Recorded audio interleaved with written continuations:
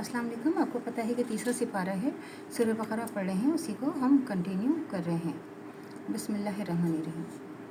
लिहाजा जो शख्स इसके रब की तरफ से ये नसीहत पहुँचे कि आइंदा के लिए वो सूदख्वारी से बाज आ जाए, तो वो जो कुछ वो पहले खा चुका सो खा चुका। इसका मामला अल्लाह के हवाले है, और जो इसके हुक्म के बाद फिर इसी हरकत का इरादा करे तो वो जहन्नम में है, जहाँ वो हमेशा रहेगा। अल्लाह सूद का मुठ मार देता है और सदक़ात को नशोनुमा देता है, और अल्लाह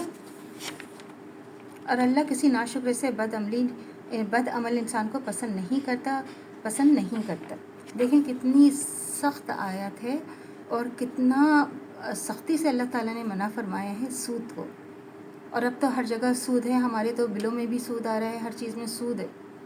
तो अल्लाह ताला कह रहे हैं कि जिसने खा लिया तो अल्लाह ने तो उसको माफ़ कर दिया, बल्कि इरशाद हो रहा है कि इसका मामला अल्लाह के हवाले है। और इस फ़िक्र से मालूम होता है कि जो खा चुका सो खा चुका।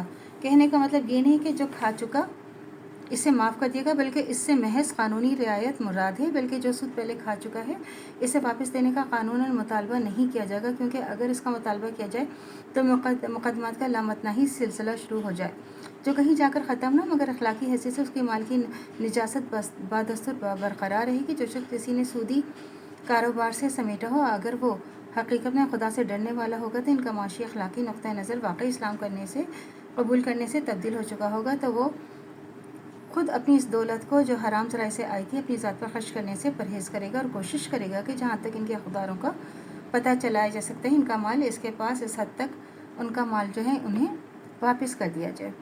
और इस आयत में ऐसी सदाकत बयान की गई है जो अखलाकी रूहानी हैसियत से भी सरासर हक़ है, और माशी तमद्दनी हैसियत से भी। अगरचे बज़ाहिर सूद से दौलत बढ़ती नज़र आती है और सदक़ात से घटती हुई महसूस होती है, लेकिन दर हकीकत मामला जो है वो इसके बरक्स है।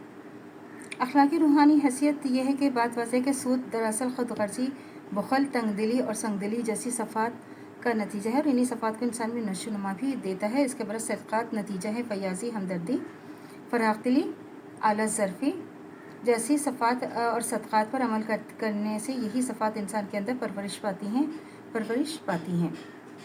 अब ये है कि अब ये जो है माशी हैसियत से ये देखिए कि माशियत के नुक़्ता नज़र से सूद की कर्ज़ की दो किस्में हैं। एक वो कर्ज़ जो अपनी ज़ाती ज़रूरत पर खर्च करने के लिए मजबूर और हाजतमंद लोग ले लेते हैं, और दूसरा वो कर्ज़ जो तिजारत और सनत और हरफत और ज़राअत वगैरह पर काम लगाने के लिए पेशावर लोग लेते हैं।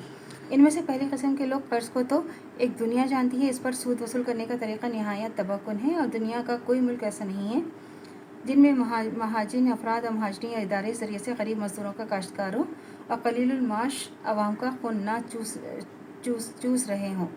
और सूद की वजह से इस किस्म का कर्ज़ा अदा करना इन लोगों के लिए सख्त मुश्किल है, बल्कि बसा औक़ात नामुमकिन हो जाता है। फिर एक कर्ज़ को अदा करने के लिए दूसरा फिर तीसरा कर्ज़ लेते चले जाते हैं, और असल रकम से कई गुना सूद जो है वो चुकाना पड़ती है, और अपनी कमाई से इसके पास अपना और अपने बच्चों का पेट पालने के लिए भी काफ़ी रुपया नहीं बचता। रहा दूसरी किस्म का कर्ज़, और जो कर्ज़ जो कारोबार में लगाने के लिए ली जाता है, तो इस पर एक मुकर्रर शरह सूद के आयद होने से जो बेशुमार नुकसानात पहुँचते हैं। इनमें चंद नुमाया ये हैं कि जो कायम राजिल वक्त शरह सूद के बराबर नफ़ा ना ला सकते हों, चाहे कौम और मुल्क के लिए कितने ही ज़रूरी मुफीद हों, इन पर लगाने के लिए रुपया नहीं मिलता, बल्कि तमाम माली वसाइल का बहाव ऐसे कामों की तरफ हो जाता है जो बाज़ार की शरह सूद के बराबर ज़्यादा नफ़ा ला सकते हो, चाहे इज्तिमाई हैसियत से इनकी ज़रूरियात, इनका फ़ायदा बहुत कम हो या कुछ भी हो। तो अल्लाह से दुआ करनी चाहिए जो हमारे ईमान है मरते दम क़यामत कायम रहे, ख़ात्मा बिल खैर ईमान पर हो। इजाज़त दीजिए। अल्लाह हाफ़िज़। मेरे चैनल को लाइक कीजिए, शेयर कीजिए, सब्सक्राइब कीजिए। शुक्रिया।